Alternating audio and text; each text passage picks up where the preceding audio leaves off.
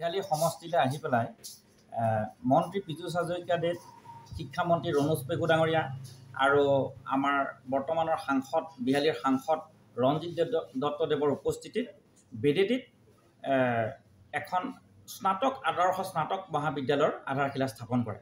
এতিয়া প্ৰশ্ন হ'ল যে আজি বেদেতিবাসী ৰাইজে 2014 চনৰ পৰাই এই মহাবিদ্যালয়খনৰ সপোন দেখি আহিছে।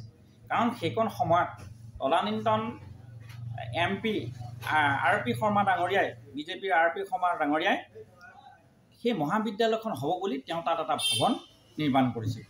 তাৰপিছত 2016 চনত সেই সময়ত ৰঞ্জিত দত্তদেৱে তেওঁ বিধায়ক আছিল আৰু সেইখন সময়ত তেওঁ সেই কলেজৰ শ্ৰেণীকোঠা দুটা তাত আধাৰো নিৰ্মাণ হৈ আছে, মানে নিৰ্মাণ হৈছে আধা হৈ আছে সম্পূৰ্ণ।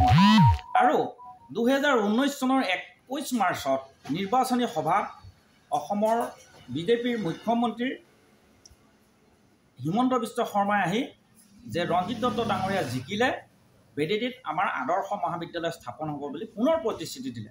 কিন্তু তেওঁলোকে ইমান দিনে মনত নপৰিল। এতিয়া তেওঁলোকে ইলেকশ্যন বিহালীৰ উপ নিৰ্বাচন আহিছে, এই উপ নিৰ্বাচনৰ আগমুহূৰ্তত আকৌ আধাৰশিলা স্থাপন কৰিছে। এতিয়া আমাৰ প্ৰশ্ন হয় যে তেওঁলোকে আমাৰ বিহালীবাসী তথা বেদেতিবাসী ৰাইজক আচলতে এই ৰাজনীতিহে কৰিছে। ইলেকশ্যনৰ আগে আগে এই মহাবিদ্যালয়খন হ'ব বুলি নতুন তেওঁলোকে সপোন দেখুৱায় আৰু ইলেকশ্যন যোৱাৰ পাছত তেওঁলোকে পাহৰি যায়। সেয়া আমি বিশ্বনাথ জিলা কংগ্ৰেছে তেওঁলোকক ধিক্কাৰ দিছোঁ এনে কাৰ্যক, আৰু এনে আধাৰশিলাৰ ৰাজনীতি আমি বন্ধ কৰিবৰ বাবে আহ্বান জনাইছোঁ। তাৰোপৰি এখন মহাবিদ্যালয় হ'বলৈ ন্যূনতম প্ৰায় 10 বিঘামান চৰকাৰক মাটি লাগে। এতিয়া সেই মহাবিদ্যালয়খনত যিটো প্ৰস্তাৱিত মহাবিদ্যালয় তেওঁলোকে ভাবিছে তাত মাত্ৰ 5 বিঘা মাটি আছে। ওচৰত কস্তুৰবা আশ্ৰম, গান্ধীৰ 1947 চনত স্থাপন কৰা কস্তুৰবা আশ্ৰম আছে। সেই আশ্ৰমত অলপ মাটি আছে আৰু চৰকাৰে ভাবি আছে যে সেই আশ্ৰমৰ মাটিখিনিয়ে আমি লৈ ল'ম। কিন্তু কথা হ'ল যে যি মহাত্মা গান্ধীৰ আদৰ্শত এখন আশ্ৰম আজি 1947 চনৰ পৰা তাত বৰ্তি আছে, তাত জীয়াই আছে, সেই আশ্ৰমৰ মাটি লোৱাটো যুক্তিসংগত হ'বনে? আৰু আমি সেই গান্ধীজী আদৰ্শক সন্মান কৰা হ'বনে?